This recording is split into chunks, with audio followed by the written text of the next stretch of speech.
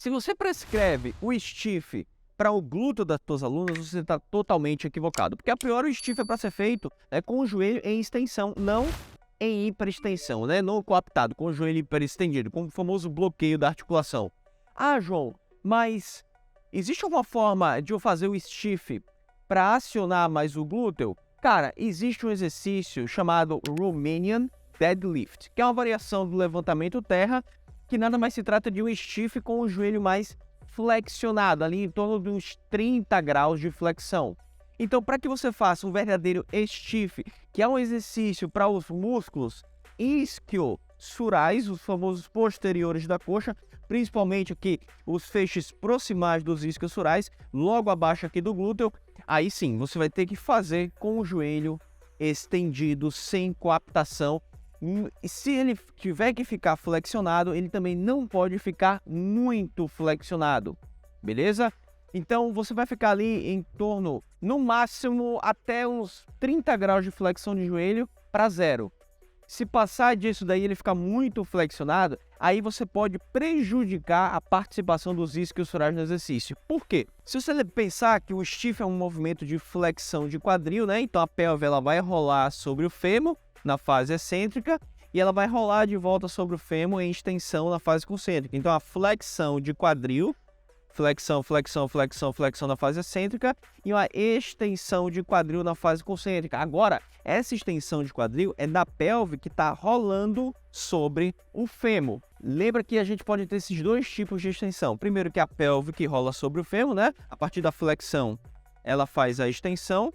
E temos a flexão e extensão do quadril do fêmur sobre a pelve, o famoso coice. Joga a perna para trás, chuta. O famoso coice, volta, flexão e vai a extensão e até a hiperextensão do quadril. Essas são as duas formas da extensão do quadril. Você tem que entender que no stiff, onde ocorre essa flexão de quadril da pelve sobre o fêmur, nós vamos ter um alto estiramento aqui do músculo adutor magno e semitendinoso, principalmente. Na fase concêntrica, eles têm um maior potencial para fazer essa extensão de quadril da pelve sobre o fêmur. Por quê? Durante essa fase excêntrica da flexão de quadril, empina mais a bunda, segura aqui. Nesse ponto, tá? Um pouco até mais para baixo. O braço de torque, tá? A distância da força muscular ali, do adutor magno, do semitendinoso, para o eixo, que é a articulação do quadril, ele fica gigante. O aumento desse braço de torque desses músculos faz com que eles sejam a maior força rotatória para tracionar a pelve de volta à posição neutra, puxando, né, a tuberosidade isquiática para baixo, que é onde eles se encontram originados. Então, o que você precisa entender a respeito do stiff é que é um exercício focado nos isquiosurais e não no glúteo máximo.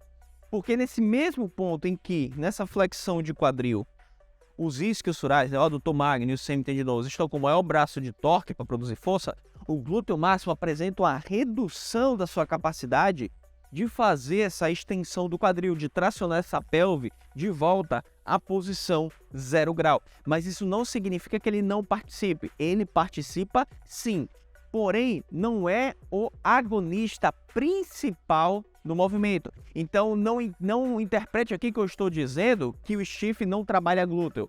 Trabalha glúteo máximo sim, mas não como foco principal. O foco principal é o stiff. Agora, se feito com o joelho em extensão. Por quê? Se no stiff, tenta descer, flexionando mais o joelho. Flexiona mais. Se ela descer, flexionando demais o joelho, os isquiosurais eles vão estar encurtados na sua porção distal aqui, porque o joelho está flexionado, mas vão estar soltos aqui em cima. Então, se ele está encurtado aqui e solto aqui, não vai ter uma mudança significativa no seu comprimento, mas isso não significa que eles não irão participar, eles continuarão participando. Porém, isso vai exigir que o glúteo máximo trabalhe mais para fazer esse movimento de extensão de quadril, já que não tem um estiramento suficiente, né, nos isquiosurais para fazer com que eles aumentem a sua capacidade de produzir força para fazer essa extensão de quadril. E aí o glúteo máximo teria que entrar na jogada junto. É isso que acontece no Romanian Deadlift, nessa variação do levantamento terra, no levantamento terra tradicional, famoso convencional, onde a gente tem uma maior flexão de joelho e também flexão de quadril, só que pelo joelho estar flexionado, né, não está estendido, e o quadril está flexionado, não tem mudança significativa nos isquiosurais. Mas aí o glúteo máximo vai ter que atuar de fato para fazer essa extensão de quadril, mesmo que ele não tenha um braço de força favorável nesse movimento. Mas eles vão ter que entrar na jogada porque os isquiosurais não vão ter um aumento tão significativo no seu comprimento para poder fazer o movimento da extensão de quadril, se comparado ao stiff feito com o joelho estendido, que eles vão estar. Se você quer se tornar um personal renomado, escolha a habilidade mais escassa. E eu te digo por quê. A maioria dos personagens querem conquistar renome fazendo a mesma coisa que todos os outros personagens da cidade fazem. Aí quando chega um personal que domina uma habilidade diferente dos outros, o seu reconhecimento e valorização disparam como um foguete. É por isso que os raríssimos experts em estética feminina são tão reconhecidos e procurados pelas alunas. É por isso que eles sempre têm uma agenda lotada. As alunas pagam caro sem reclamar e o melhor, elas ainda divulgam o seu serviço de graça para todas as amigas. Porque um expert em estética feminina entrega resultados fora da curva. Por isso que ele não tem concorrência. Se você, personal, quer se tornar um expert em estética feminina e finalmente ser um profissional reconhecido nacionalmente, faça a sua inscrição agora. Bem estirados aqui no joelho e bem estirados aqui no quadril.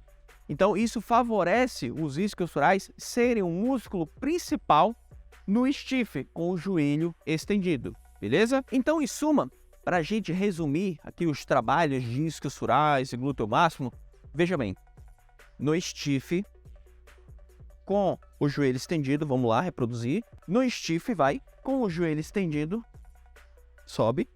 A gente vai ter uma predominância do trabalho, vai fazendo, dos isquiosurais.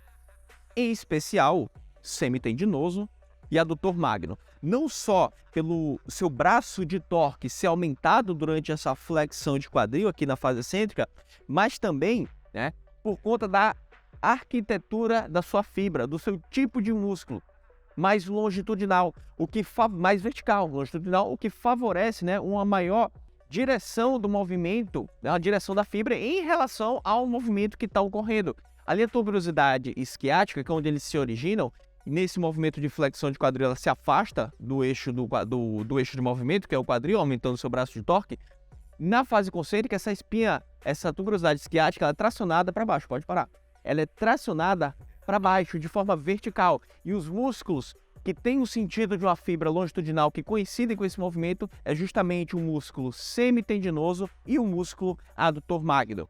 Então, além da biomecânica, né, que é justamente o aumento do braço de torque desses músculos na fase excêntrica, né, o grau de estiramento que eles apresentam quando o joelho está estendido e o tipo de músculo que a gente tem no adutor magno e também no semitendinoso, eles são músculos predominantes para fazer essa extensão de quadril, que é o movimento do stiff.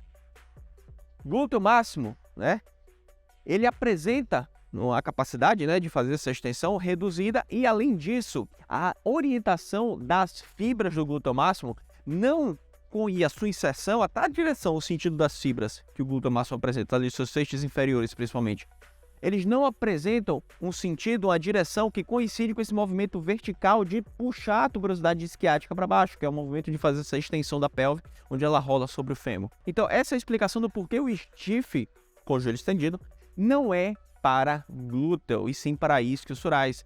Contra essa informação, não tem como se contra-argumentar, porque a gente está usando a biomecânica, a cinesiologia e a anatomia da análise desses músculos. Então, se você já ouviu algum treinador dizer que o stiff é para glúteo e defender isso com unhas e dentes, porque no stiff é um movimento de extensão de quadril e o principal extensor de quadril é o glúteo máximo, cara, isso daí cai por terra quando você analisa de fato esse exercício a partir de todas essas três visões. O glúteo máximo, ele vai ter puta potencial para extensão de quadril quando essa extensão é feita do fêmur sobre a pelve, que é o que a gente vê, por exemplo, no agachamento, é o que a gente vai ver ali no próprio o coice na polia, extensão de quadril na polia, o que a gente vai ver no sapinho. Vamos lá, Laís, fica aqui com o quadril em flexão. Faz o movimento de extensão. Vai. Isso, volta. Faz um movimento de extensão, volta. Faz mais um movimento, volta. Gravou o estímulo muscular que você teve, o músculo que contraiu. Agora, faz o stiff sem peso. Faz o stiff lá embaixo e volta. Desce e volta. O que você sentiu no primeiro exercício, no primeiro movimento? E no segundo? Não tem... Apesar de serem movimentos de extensão de quadril, porém é uma cinesiologia totalmente diferente. E se isso altera-se também a solicitação dos músculos que participam desse movimento. Então, meus queridos, stiff é para isquio, surais, semitendinoso, adutor magno. Glúteo máximo trabalha também, porém em menor grau, não como agonista principal. Para maximizar a participação, aumentar a solicitação do glúteo máximo nesse exercício que é o stiff, fazer o Romanian Deadlift. Você poderia colocar 2 steps para a aluna destravar a barra saindo do solo. E você vai fazer, ó, o stiff, só que jogando um pouco a bunda mais para trás, né? Flexionando o joelho. Você jogar o joelho para frente, mais para trás e para baixo. Desce mais, agacha e sobe. Ela faria um Romanian Deadlift. Daria para flexionar mais ainda esse quadril, sem estender o joelho. Desce até embaixo e sobe. Tenta não jogar o joelho para frente, mas sim jogar a bunda para trás. E sobe. Isso, um pouquinho menos. Ainda sem jogar o joelho para frente, sobe. Desce lá embaixo, lá embaixo, lá embaixo, lá embaixo, sem agachar, sem agachar. Tenta descer agora, agora não mexe mais o joelho, só desce jogando o quadril lá pra trás. Vai, lá embaixo, lá embaixo, lá embaixo, lá embaixo, lá embaixo, lá embaixo. Aí ela faria um Romanian Deadlift, onde a diferença para o stiff, né, seria o grau de flexão de joelho, onde não se alteraria significativamente o comprimento dos isquiosurais, e aí sim se aumentaria a demanda para o glúteo máximo, já que esses isquiosurais não estariam com um comprimento favorável para produzir mais força para fazer esse movimento da extensão de quadril da pelve que rola sobre o fêmur. Mas só nesse caso. O levantamento terra convencional segue a mesma lógica, beleza?